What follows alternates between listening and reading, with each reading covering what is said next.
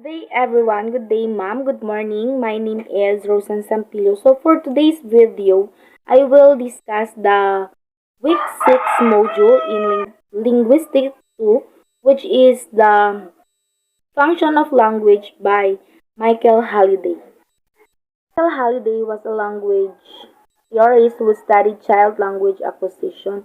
So, Halliday suggests that communication and languages acquisition begins before children can speak. Studies of his son's linguist behavior led to the publication of Learning How to Mean in 1975 of language which described the way children use language. He refers to this as a developmental function or microfunctions.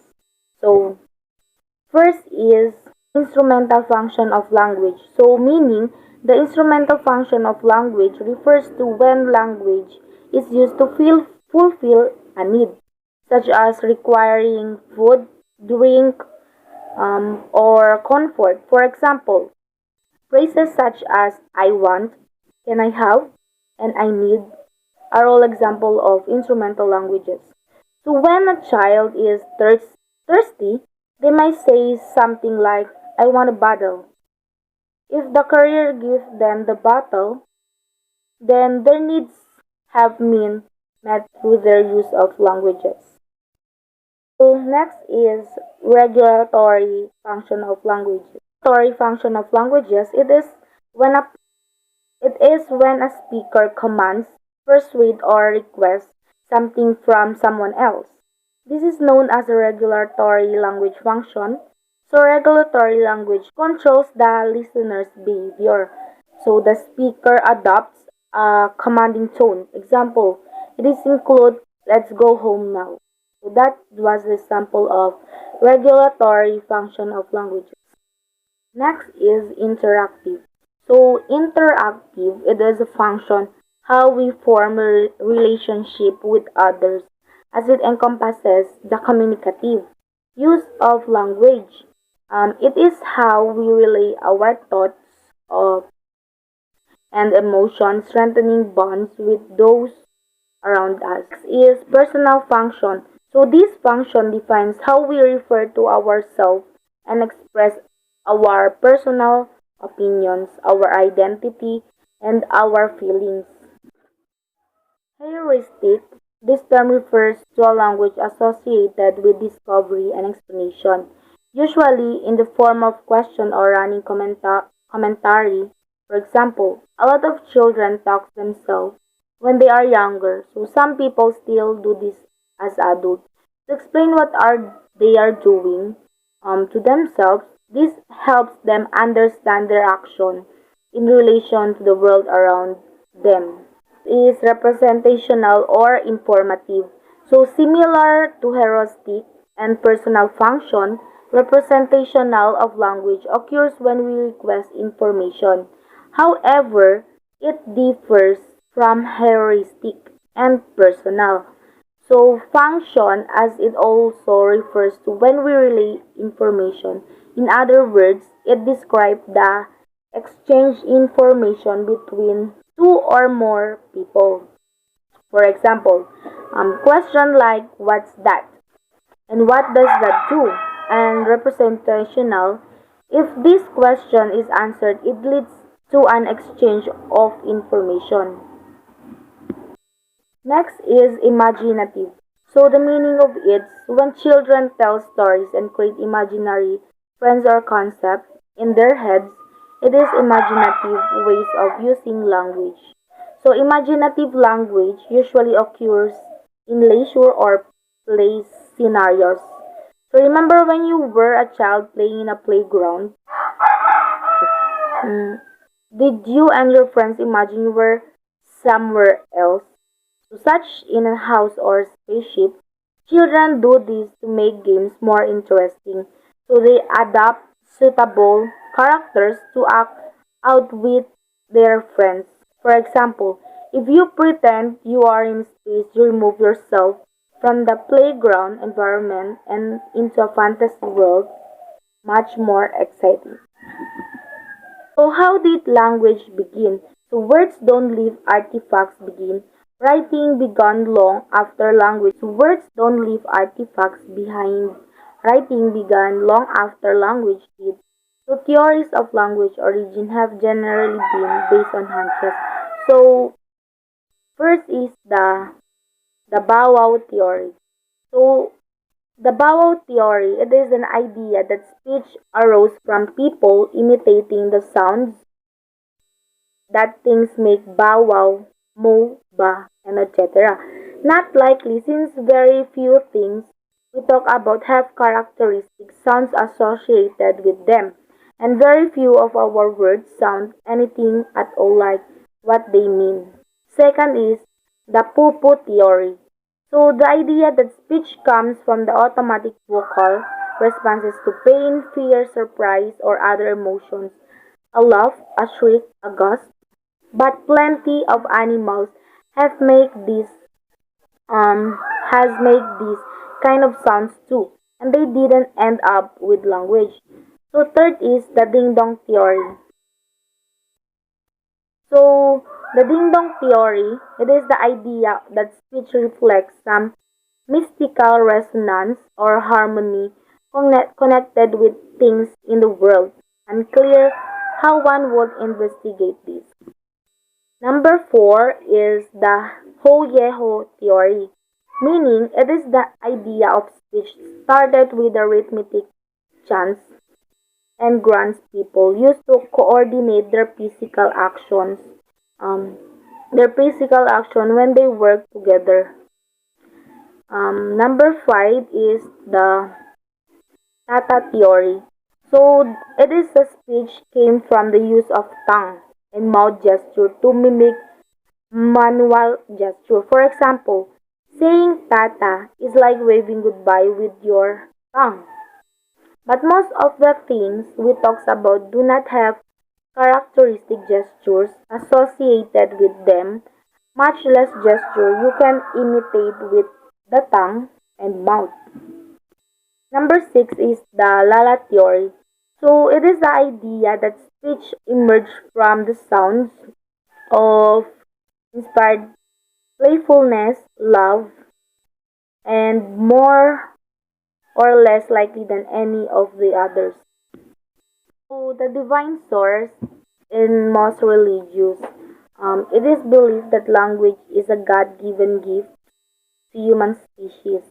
In Christianity, God gave Adam the kingdom of all animals in the Garden of Eden. And the first thing Adam did was to name these animals. That is how language started, according to religious sources. So today people speak many different languages rather than the only one language because ancient humans became too proud and they did try build the Tower of Babel in order to reach God. So God punished them by separating their language. So people try to discover the original divine language which was spoken by our most ancient as ancestors. They assumed that if a child was brought up without hearing any languages, so the first word the child would utter would be is this divine language. Next is the oral gesture source. So people use some nonverbal communication when they speak. For example, we have hands to say goodbye. We nod our heads to show our approval to mean yes. So we produce a sound by our tongue when we mean no. So the oral gesture source suggests that language started with a gesture that we use by our mouth and other speech organs. Next is the glossogenetics. So our ancestor became bipedal or the standing and walking on their two legs. About 3.5 million years ago, when these humans could stand on their two legs, their larynx or a speech organ behind Adam's apple in the human throat changed in a way to allow humans to produce a vowel and consonant sound in humans' language. So human language developed as a result of this evolutionary change. So lastly is psychological adaptation. So meaning, unlike human beings, no other species can use language because other animals have a very different. Next is Sapir-Whorf hypothesis. So um, there are about 7,000 languages heard around the world. They all have different sounds, vocabularies, and structures, as you know. So language plays a significant role in our lives. So, but one thing intriguing question is, can it actually affect how we think? It is widely thought that reality and how one perceives the world is expressed in spoken words and are precisely the same as reality. So that is perception and expression are understood to be sy- synonymous, and it is assumed that speech is based on thoughts.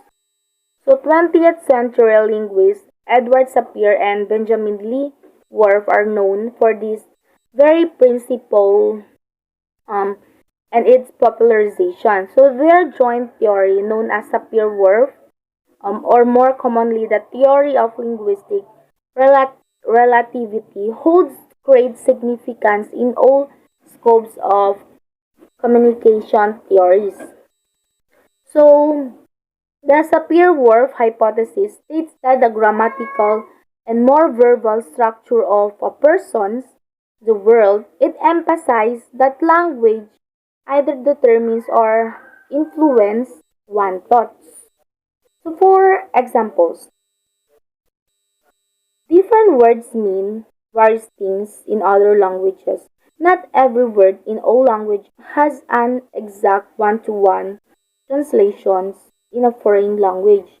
Because of these small but crucial differences, using the wrong word, using the wrong words within a particular language can have significant consequences. The Sapir-Whorf hypothesis theorized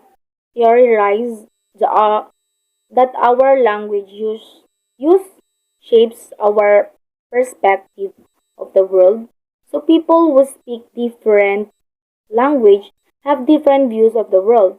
In the 1920s, Benjamin Whorf was a Yale University graduate student studying with the linguist Edward Sapir, who was considered the father of American linguist anthropology. So Sapir was responsible for documenting and recording the cultures and language of many Native American tribes disappearing at an alarming rate. So he and his predecessors were well aware of the close relationship between language and culture.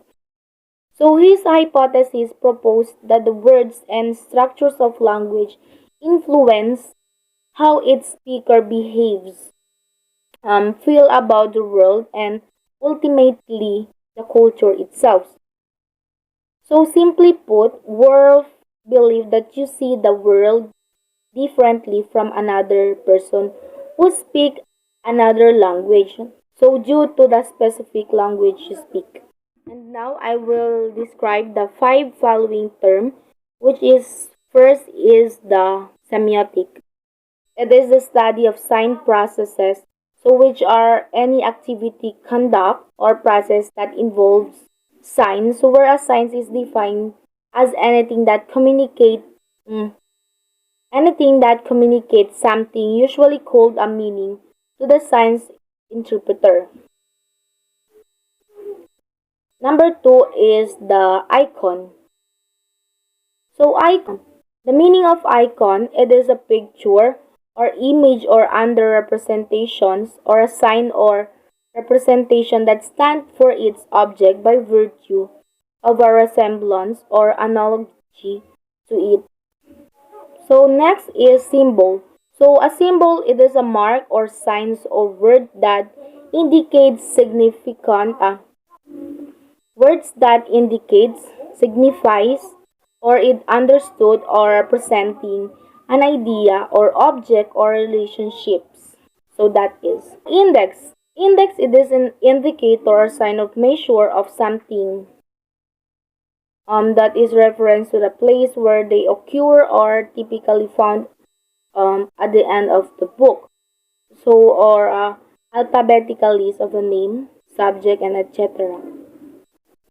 Next is ethnopoetics. So, the meaning of it is a method of recording text version of oral poetry or narrative performance, um, verbal lore that use poetic lines, verses, or stanzas instead of prose of paragraphs. So, to capture the formal, poetic performance and elements which would otherwise be lost in the written text. And now I will discuss to you the differentiate and I will differentiate the Filipino languages, Filipino sign languages, and the American sign languages.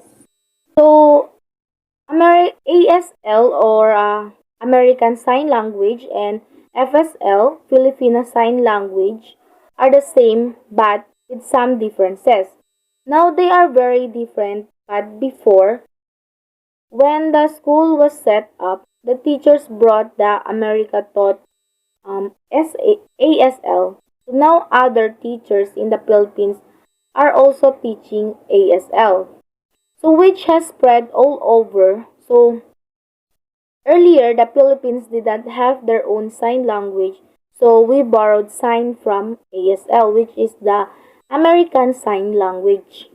So, for example, this is a sign for birthday, but we also have our own sign for it, which is this in FSL, so the Filipino Sign Languages. So, in the English language, this is how this is. So, how old are you? In FSL, Filipino Sign Language, this is its sign. See, it is very different. So, in deep association, did a lot of research and found the Filipino Sign Language is a real language. So, Filipino Sign Language was officially recognized by the law in 2018. So, the law recognized FSL as a language of Filipino Deaf. We are thankful for ASL, which is the American Sign Language, for their influences because without them, we would have never found Filipino Sign Language.